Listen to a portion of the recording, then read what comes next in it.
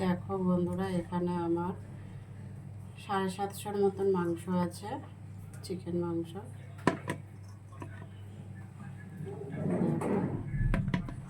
তো আমি এই মাংসটা আজকে রান্না করব হচ্ছে, আর মাংসটা হচ্ছে পোলট্রির মুরগি।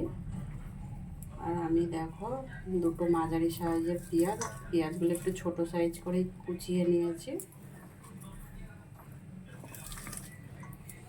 এটা দিয়ে দিচ্ছি। পরিমাণ মতন লবণ দিচ্ছি,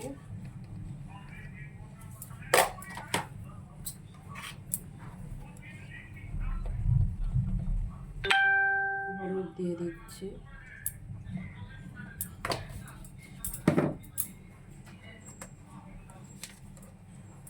লঙ্কার গুঁড়ো দিচ্ছি,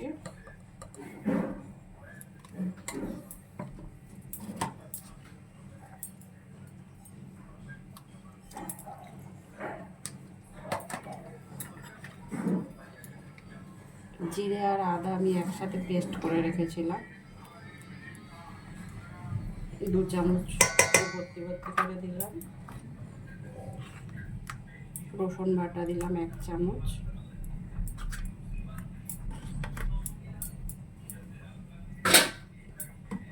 আর আমি কাঁচা সর্ষের তেল দিয়ে দিচ্ছি।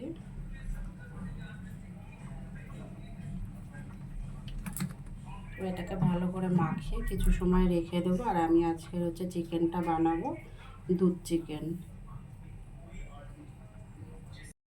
দেখো আমি চিকেনটা রান্না করার জন্য এখানে 2টো গোটা এলাচ নিয়ে নিয়েছি, এলাচটা একটু ফাটিয়ে নিয়েছি, আর 2টো গোটা শুকনো লঙ্কা। আর কড়াই দেখো তেল গরম হয়ে গেছে, এটা আমি সবার প্রথমে ফোড়ন দিয়ে দেবো। গ্যাসটা একটু আস্তে করে দিলাম। আর এখানে দেখো আমি 2-3টে আলু কেটে নিয়েছি।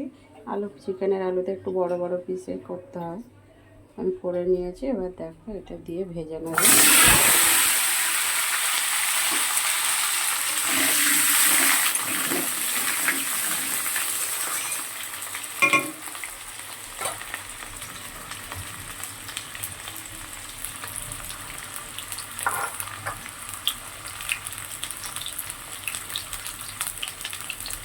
আমি দেখো আরও একটা পেঁয়াজ, আমি একটু পেঁয়াজ এটা দিয়ে দিচ্ছি।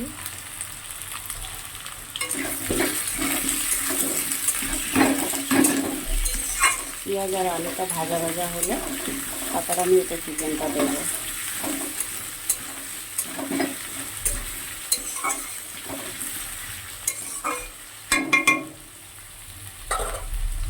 দেখো আমার আলু আর পেঁয়াজটা ভাজা হয়ে গিয়েছে। এবার আমি দেখতে যে চিকেনটা মাখিয়ে রেখেছিলাম, চিকেনটা দিয়ে দিচ্ছি।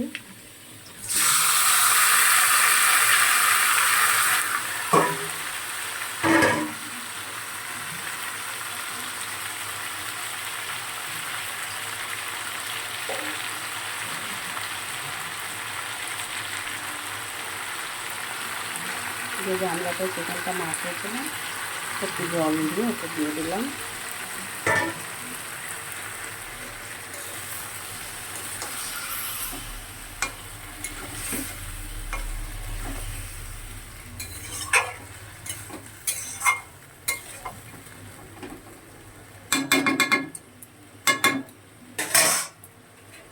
আমি ঢেকে দিচ্ছি, কিছু সময় ঢেকে দেওয়ার পর দেখবো।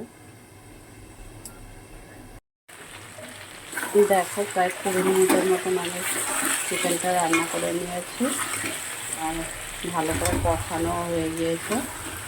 এবার এটা থেকে দেখো তেল আর মশলা আলাদা হয়ে যাচ্ছে।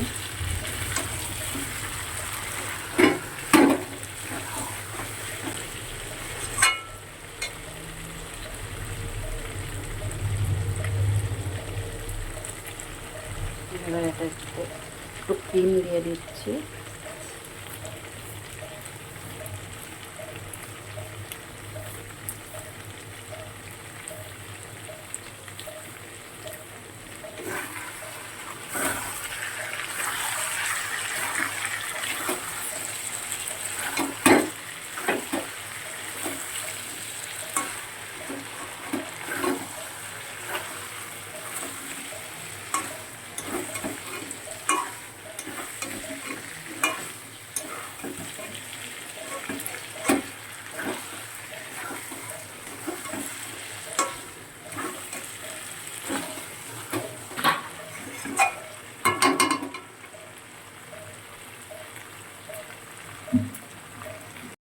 আমি ক্রিমটা প্রায় 1 চামচের মতন দিয়েছি, আর আমি এতে একটু গোলমরিচের গুঁড়ো দিয়ে দিলাম। আর সবার শেষে যেটা দিচ্ছি, এবার আমি নামিয়ে নেব। দুধ দিয়ে দিলাম।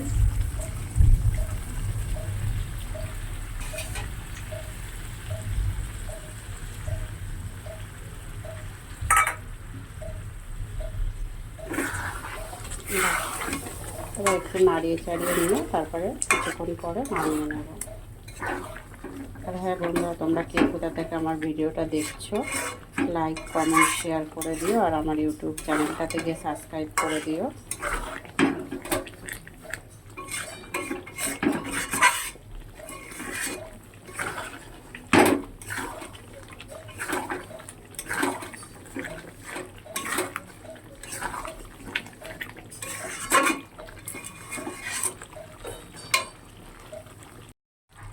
দেখো আমি এবার চিকেনটা হয়ে গিয়েছে। দুধটা দেওয়ার পরও আমি 2-3 মিনিট রান্না করে নিয়েছি। এবারে আমি এটাতে একটু কস্তুরি মেথি দিয়ে দেবো। কস্তুরি মেথিটা তোমরা দিলেও দিতে পারো, এটা আমার ঘরে ছিল তাই আমি দিলাম। আর কস্তুরি মেথির গন্ধটাই একটু আলাদা ধরনের লাগে, তাই আমি দিলাম।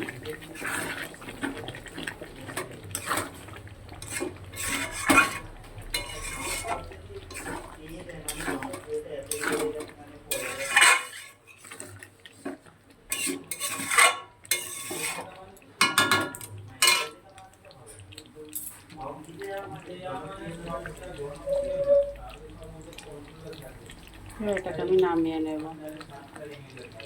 দেখো চিকেনটা আমি নামিয়ে নিয়েছি। তাহলে বিধানসভা কি হবে বলা যাবে না।